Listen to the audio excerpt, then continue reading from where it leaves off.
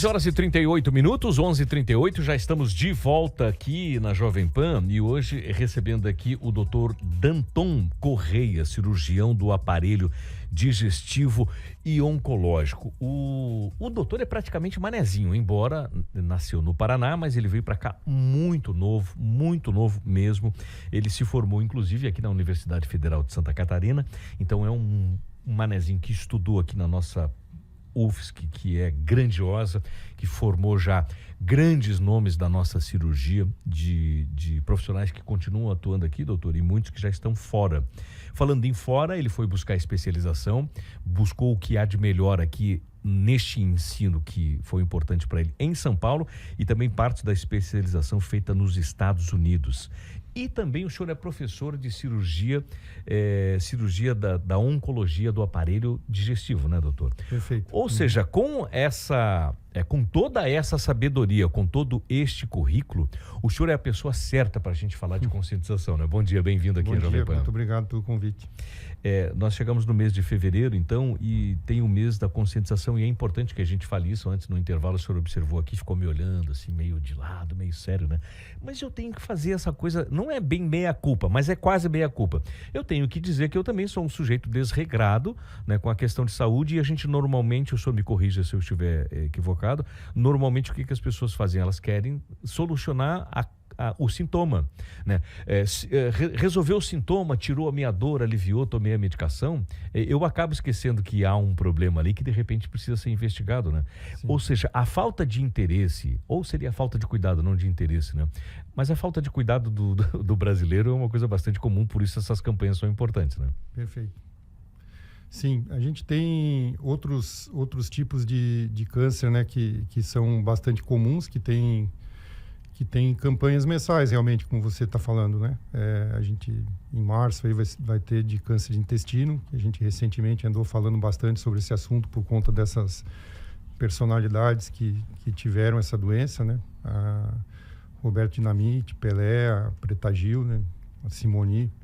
Então, eu teve uma divulgação grande a respeito dessa doença, mas e é uma doença bastante frequente, né, o câncer de intestino. Esse mês de fevereiro agora, que é o fevereiro verde, né, ele é o mês de conscientização sobre o câncer de vesícula, que é uma doença bem mais rara, mas não por ela ser rara que a gente não deva conscientizar também. Eu ia comentar com o senhor agora, assim, como profissional da comunicação, houve-se uma série de situações que estão relacionadas a doenças, a tumores, o câncer, que é o mais comum, né? E por conta de um número grande de informações do que é mais comum nós ouvimos, quando se ouve falar em câncer de vesícula biliar, o senhor falou, é uma doença mais rara e quase que não chega assim tanto, né? Um nível maior de informações para o ouvinte, para o leitor, para o telespectador, enfim, para quem consome informação, né?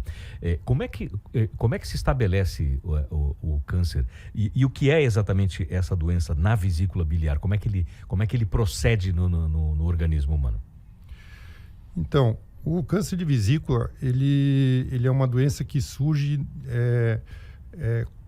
normalmente em vesículas que têm cálculos, que têm pedras dentro, né? Então, é um processo inflamatório crônico que essas pedras provocam ali na parede da vesícula e que não é da noite para o dia que essa inflamação vai acabar gerando um tumor, né? Mas ao longo de vários anos... Ei! Rede Jovem Pan News.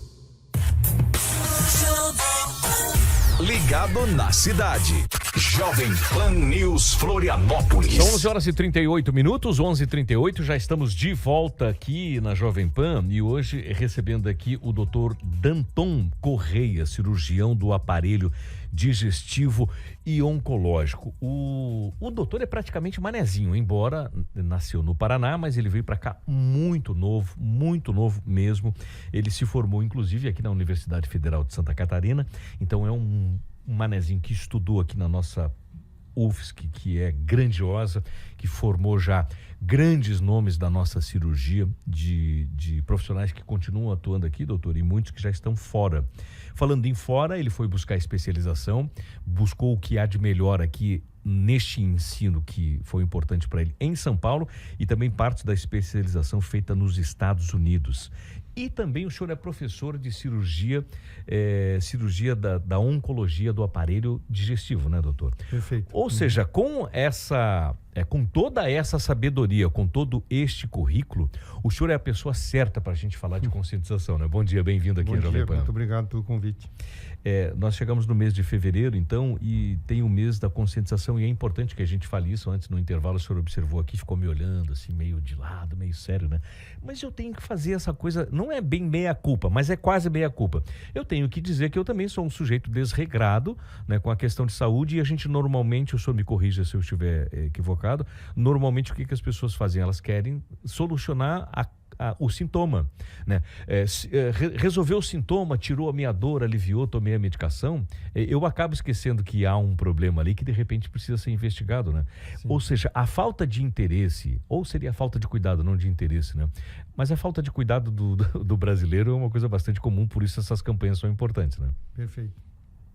Sim, a gente tem outros tipos de câncer, né, que são bastante comuns, que tem campanhas mensais, realmente, como você está falando, né? A gente, em março, aí vai ter de câncer de intestino, que a gente recentemente andou falando bastante sobre esse assunto por conta dessas personalidades que tiveram essa doença, né? A Roberto Dinamite, Pelé, a Preta Gil, né? A Simone.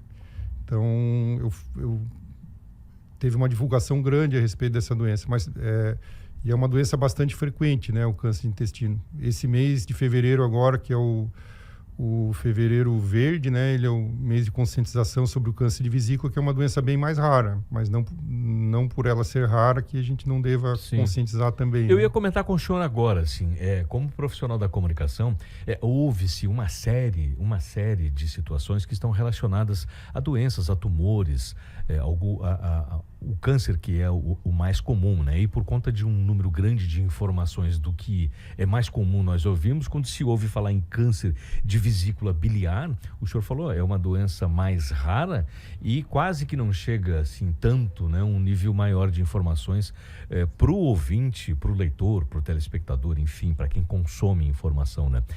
Como é que se estabelece o câncer e o que é exatamente essa doença na vesícula biliar? Como é que ele procede no organismo humano?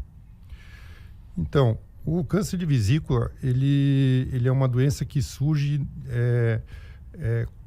normalmente em vesículas que têm cálculos, que têm pedras dentro, né? Então, é um processo inflamatório crônico que essas pedras provocam ali na parede da vesícula e que não é da noite para o dia que essa inflamação vai acabar gerando um tumor, né? Mas ao longo de vários anos, essa inflamação, em decorrência da presença da pedra ali, ela pode formar esse tipo de câncer na parede da vesícula.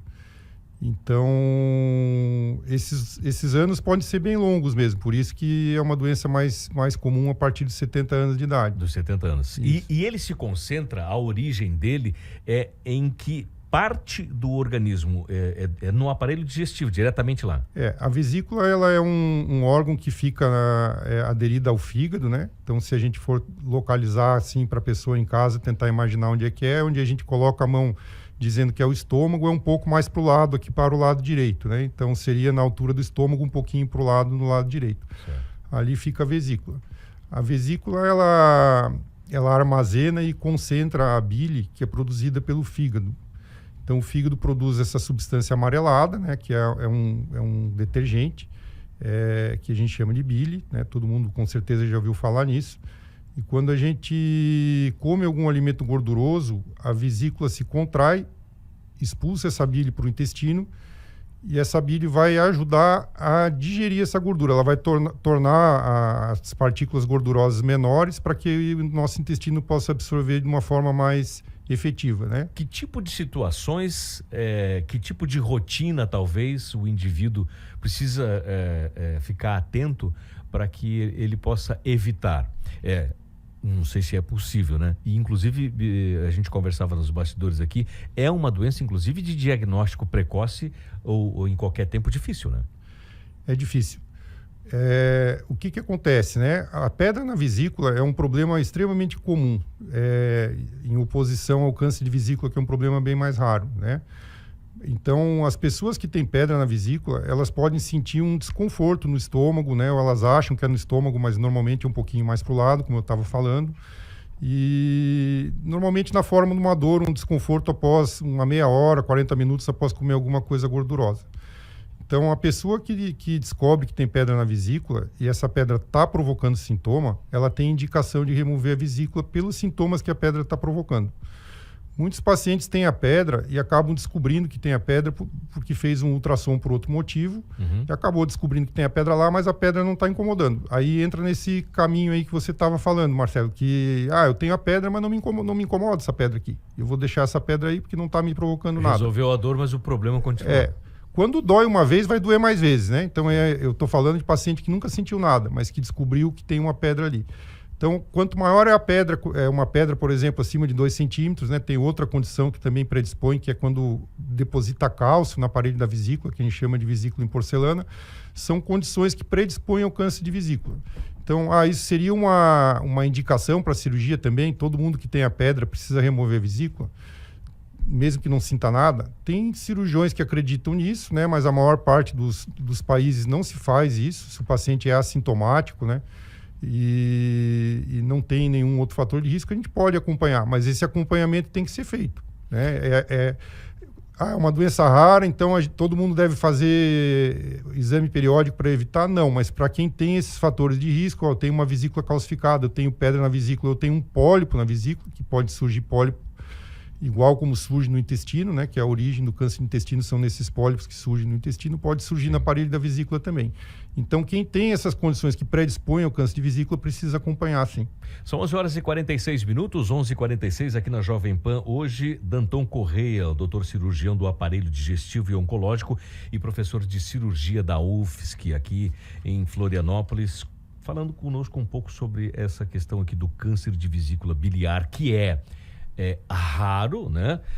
Ou não é tão comentado assim, mas em função dessa questão justamente de que quando o problema surgiu já fica tão difícil de tratá-lo, porque o tratamento ou a análise anterior precoce ali quando começa a surgir o problema é bastante dificultada. Doutor, para a gente fechar esse assunto aqui, depois de ir direto para a campanha, os sintomas normalmente são os primeiros sinais de que algo está totalmente desregulado ou já mostrando um sinal até de perigo, né? Risco de vida para uma pessoa, dependendo do tipo de doença. No caso desse câncer, quais são as situações, assim, em termos de sintoma, que são mais comuns, que é meio que peculiar e que a pessoa, de repente, pode até... eu vou correr num oncologista para saber o que está acontecendo comigo.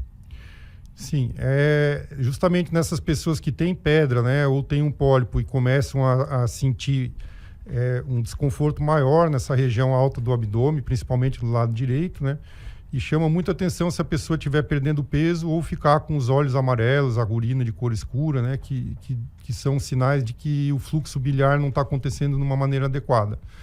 Então, isso são sinais que sempre trazem preocupação, né? Então, eu tenho pedra, agora isso começou a me incomodar, eu não sentia muita coisa, comecei a sentir um desconforto maior, meu olho começou a ficar amarelo, minha urina escura, comecei a sentir coceira, né? Que também é um depósito da bilirrubina na pele, provoca essa coceira. Então, são todos sinais de que a bile não está fluindo direito e isso provavelmente, né? Provavelmente não, mas tem uma possibilidade de ser por causa de um câncer. Em que parte do corpo as coceiras são mais comuns, por exemplo?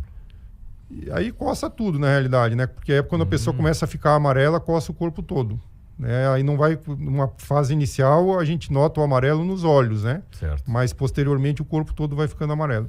Muito bem, 11h48. A campanha acontece durante todo o mês e aí o que é importante destacar nessa campanha de conscientização? Exames, uma avaliação médica, embora com relação à questão de exames fica difícil, né? Porque precocemente não dá para trabalhar bem assim a identificação, mas o que é importante destacar nessa campanha? O importante é isso, né? São essas condições predisponentes que eu falei, as pedras, a vesícula calcificada, né? Chamada de vesícula em porcelana, ou quem tem pólipo, esses pacientes têm que acompanhar periodicamente com ultrassom. Então, esse acompanhamento com o seu médico de confiança, né? Para a gente ver se aquilo ali está evoluindo ou se está estabilizado simplesmente naquela presença dessas condições, é importante que se faça esse acompanhamento aí. Né? Também... quando surgem sinais nesse exame, né, que a gente ainda não tem certeza, será que isso aqui se trata de um câncer? Por exemplo, a parede da vesícula pode começar a espessar, ela pode começar a surgir um nódulo. Então, nessas situações, a gente já remove a vesícula, né? Então, a gente consegue remover a vesícula numa situação onde, se tiver um tumor ali, ele é um tumor pequeno e tratável, né? Muito bem, então preste bem atenção. Você tem durante todo esse mês, e na verdade não é só nesse mês, é porque a gente está falando da campanha de conscientização. Ora que a gente não tivesse precisar, né, tanto dessas campanhas de conscientização para chamar a atenção, especialmente de questões que estão relacionadas à nossa saúde. Como eu disse para o senhor ainda há pouco, falando na primeira pessoa, você acaba se descuidando. Não, corrigiu ali a dor, não importa qual seja, né? Corrigiu a dor, o sujeito acaba esquecendo. É vida que segue, não pode ser assim. Doutor, muito obrigado pela visita, obrigado pelas informações e, sobretudo, pelos esclarecimentos que são fundamentais de uma doença de difícil entendimento antes, precocemente, né? E que depois, olha, passou dos 70 anos, é importante a gente manter a vida. Quem dera pudéssemos viver depois dos 100 anos também, né? Obrigado pela visita. Obrigado pelo convite.